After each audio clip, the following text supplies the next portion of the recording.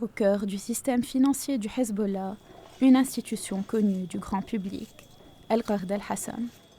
En façade, une ONG qui accorde des microcrédits sans intérêt dans les zones à majorité chiite. Mais derrière cette vitrine sociale, une toute autre réalité.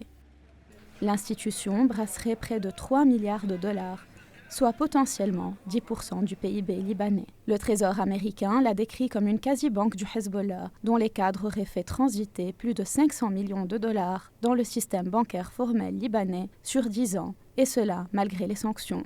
Mais Al-Qard al-Hassan n'est que l'arbre qui cache la forêt. Avant elle, il y avait Beit el-Mal, puis Yousser Company. Quand ces structures tombent sous le coup des sanctions, leurs comptes sont simplement transférés et réenregistrés. Dès qu'une structure est exposée, une autre prend le relais.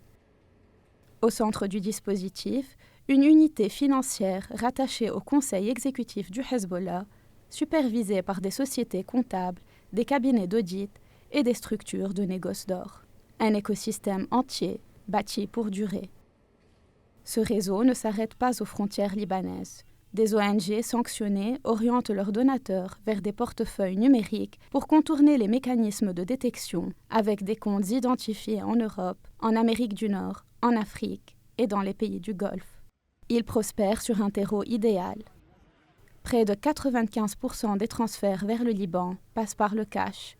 L'argent illicite se fond dans les flux légitimes et disparaît dans la masse. Un réseau décentralisé, imbriqué dans les communautés et dans l'économie du quotidien, est donc particulièrement difficile à démanteler.